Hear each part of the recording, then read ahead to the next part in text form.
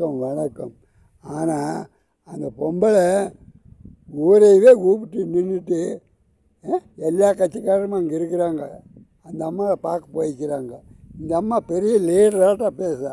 பிள்ளைய அத்தனை நாள் பழகிறது அந்த பிள்ளை என்ன பண்ணிட்டு இருக்குதுங்கிறது தெரியுமாண்டாமல் அந்த அம்மா கஷ்டத்துக்கு பேசுகிறான்னு நினைக்கிறா.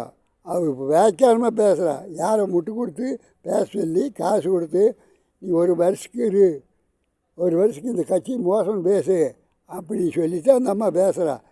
அந்த புள்ள ஒன்று தப்பு 4 வீட்டுக்காரருக்கு தெரியும். அவள் 4 வீட்டுக்காரர் சொல்லியிருப்பாங்க. இந்த அம்மா அவள் அடங்கமாண்டா எங்கேயும் போக முட்டி மோதி அப்போ வரட்டு அப்படின்ட்டு அந்த அம்மா வேலைக்கு போயிருப்பாள். ஆமாம், அப்படித்தான் நடந்திருக்கு.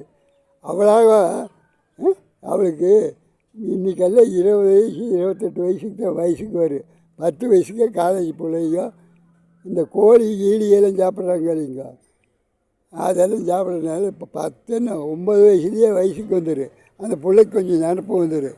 அப்போ கிழவன் கூப்பிட்டேன்னா வயசு பையன் கூப்பிட்டான்னா அந்த பிள்ளையும் அப்படி போயிடுது. தெரிஞ்சு போச்சோ தெரியாமல் போச்சோ காந்தக்கால் பூச்சி எழுத்துதோ அது தெரியல. அந்த அம்மா இப்போ முட்டு கொடுத்து அது அத்தனை பேர் நின்றுருக்காங்க. அத்தனை பேருமே சொல்லணும்.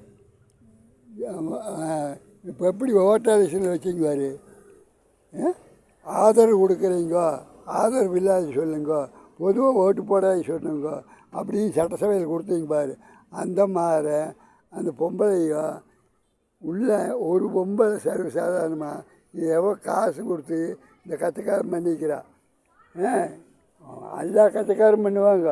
உன்னை அடுத்த செய்கிறதுக்கு இப்போ பேசினா தான் ஆகும்னு ஒன்று பேசுறதுக்கு அந்த அம்மா பேசினா ஒரு அம்மா பேசினாலுமே அந்த வீட்டில் நடந்த தகராறுமே அதெல்லாம் ஒத்துக்காதீங்க. மணிகாரனுடைய செல்ஃபிஸ் கட்டு வேணும், போலீஸாரனுடைய செல்ஃபிஸ் கட்டு வேணும்.